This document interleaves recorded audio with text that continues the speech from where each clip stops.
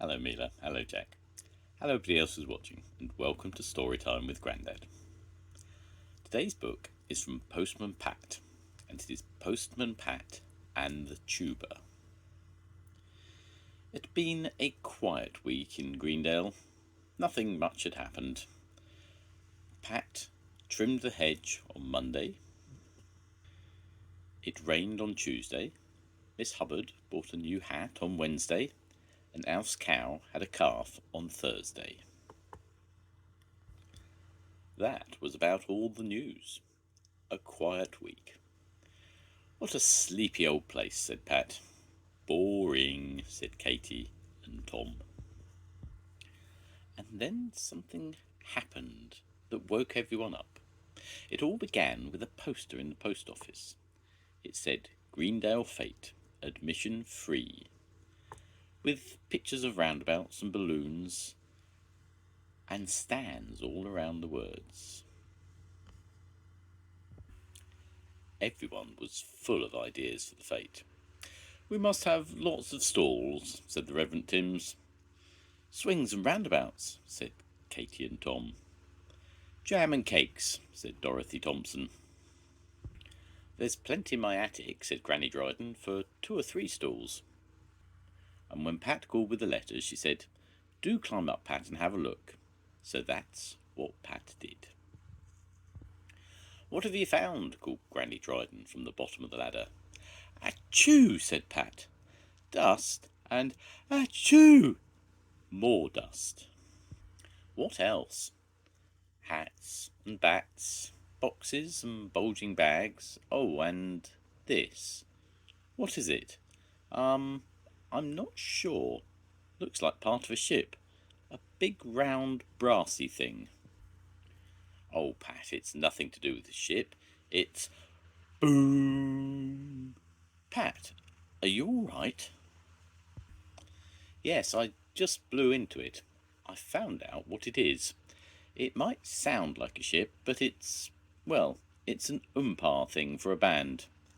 A tuba, cried Granny Dryden, laughing. My old dad used to play it in the village fete years and years ago. Wouldn't it be great, said Pat, to have a real live band at the fete once more? I'd love to play this old tuba. Then it's yours, said Granny Dryden, a present, but you'll have to learn how to play it. Well, said Pat, I used to play a bugle when I was a boy, in the Scouts. This is a lot bigger, said Granny Dryden. And it takes a lot more puff, said Pat, but I'll have a go. I certainly will. Pat was on his way, but he just couldn't resist having a go with the tuba. He stopped in a quiet place, got the tuba out, and blew into it with all his might. Blurr! Oh, a dreadful noise it made. Jess shot up a tree, a chimney pot fell off at Greendale Farm, and all the rabbits for 2 miles bolted down their holes. Oh dear, said Pat, putting the tuba away again. It took half an hour to get Jess out of that tree. Peter Hogg passed on his motorbike with his guitar slung across his back. Ted had a mouth organ. At the school, the children were practicing on their recorders. When Pat called on Mrs. Hubbard, the sound of her old piano came from the back parlour. There's a lot of music in Greendale, said Pat to Jess, but none of them make a noise like that old tuba. Now, I wonder where I can get a bit of practising in, where no one will hear. Strange things happened in Greendale during the weeks that followed. Weird sounds were heard all over the valley, strange moanings and groanings, sudden wails and squeaks, deep booming sounds that vibrated and shook the walls of the house. P.C. Selby was riding his bike along a quiet road one day. As he passed Ted's truck, there was a large brrrr that made him fall off his bike. He landed in a bed of nettles in the ditch.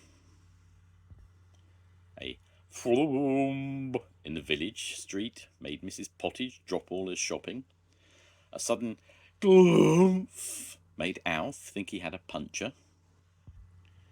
and at Thompson ground a great shrieking scream sent the hens and ducks and geese running in all directions and brought Dorothy out with a pitchfork looking for robbers.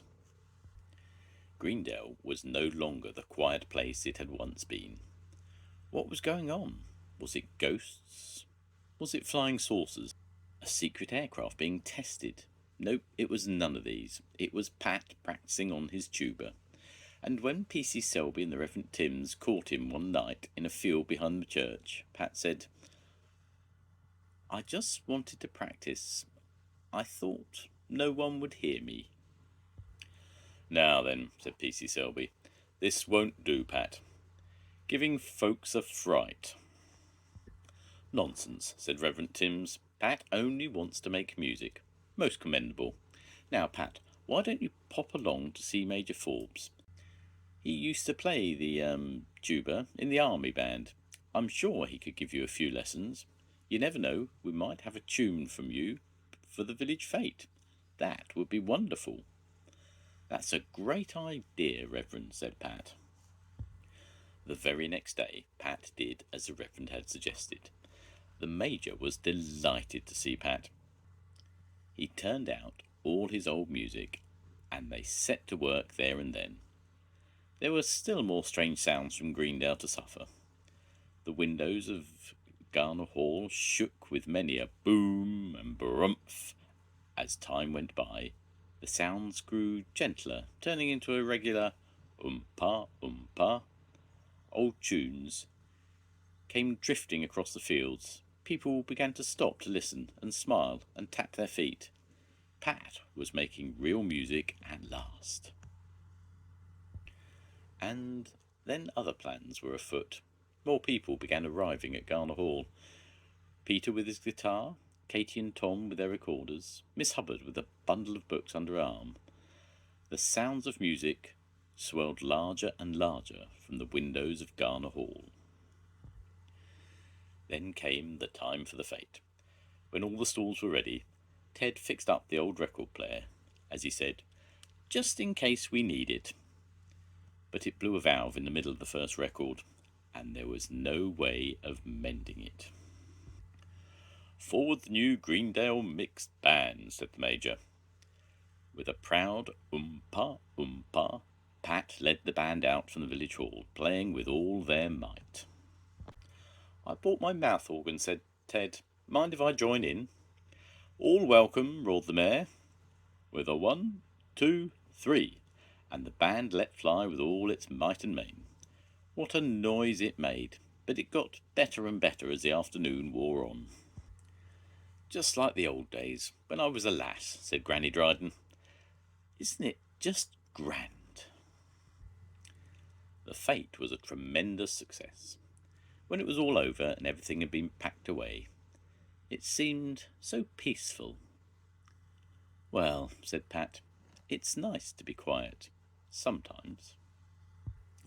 The end. Goodbye, Mila. Goodbye, Jack. I'll see you soon. Goodbye, everybody. Bye.